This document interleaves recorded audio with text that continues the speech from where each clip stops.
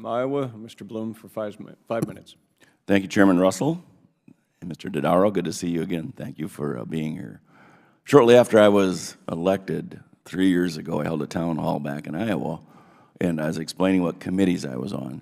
And I mentioned that I was on Oversight Committee, and that our job was to investigate and bring some daylight to waste, fraud, and abuse. And an elderly farmer raised his hand, and he said, waste, fraud, and abuse. Aren't those the three branches of government? True story, but not because of your department, that is for sure. There's a lot of cynicism out there, is my point, and for the most part, it's well-deserved. I come from the private sector, and in the private sector, failure is penalized. Failure is penalized. However, in Washington, D.C., in the swamp here, there is no penalty for failure. Would you agree with that? Not completely. I do think, a number of people are removed or lose their job over time, perhaps not as many as should, and some agencies are forced to take action when they need to, but by and large, the incentives are not aligned properly to reinforce proper behavior and penalize inappropriate behavior or inefficiencies or waste. So I agree with you with some exceptions. Yeah, that was one of my comments, was the incentives in this town seem to be perverse to me. For example, what incentive is there for a government employee or an agency to save taxpayers' money? What incentive is there? Is there any today? What we do is prevail upon people's commitment to public service and to be good stewards. The reward systems, like for example at GAO, I reward our people based upon what we're able to do to save people money, save taxpayers money. So there has to be a good reward system in place to do that. It doesn't exist throughout the federal government, though. In the private sector, if you save the company $1 million, you probably get a percentage of that. You get some large bonus, and well worth it. Do we have that? I don't think we have that in the federal government, but what if we did? Is that an idea worth exploring? Yeah, definitely. I think there should be positive reward systems in place, and theoretically, the performance management systems in agencies should do that.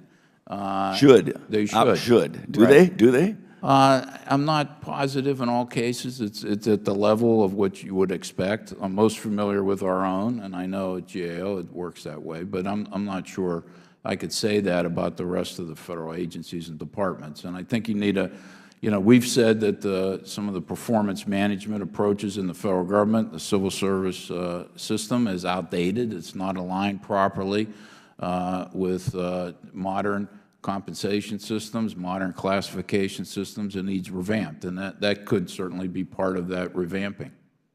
Let's go to 60,000 feet if we could for the last minute 50 that I have.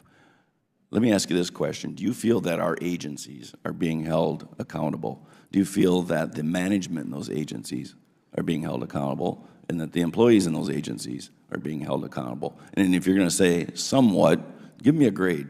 Where are we at? Is it getting better? Is it getting worse? Because the federal government's getting so big, seriously, I question if it can be managed anymore. Yeah, I definitely think it could be managed. I think we're not, some agencies better than others, okay?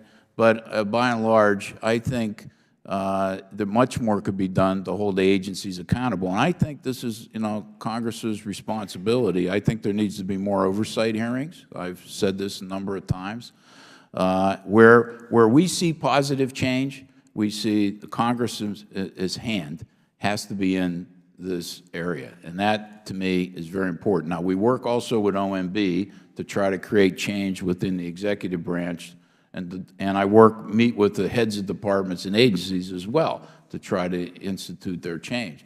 But really, the best incentives I've seen to hold people accountable over the years are good, rigorous congressional oversight. That will produce change, with or without legislation, I might add.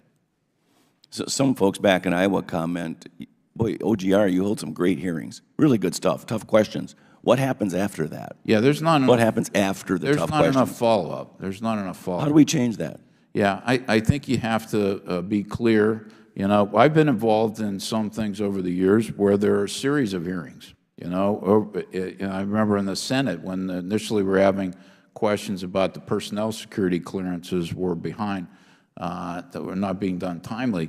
They held hearings there was either a quarter or every 6 months. So there was a series. People knew from the agencies that it wasn't like, gee, I got to get through this hearing and it's going to be over with. They'll forget about it.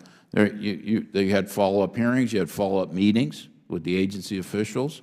GAO can help in the follow-up activities as well. So there has to be a commitment to follow through until you know that the problem's solved. And it's not just bringing... That's where we're weak, I think. Yeah, that's where, yeah, I agree. I mean, Congress does a good job at shining a light, but then as soon as the light goes away, the problem doesn't get much better. My time's expired, but hats off to you from the lone voice from the private sector. I think you're doing an amazing job. Your agency does an amazing job, and I, for one, am so glad that you're here today. No, thank you very much, Congressman. I yield back the time I do not have.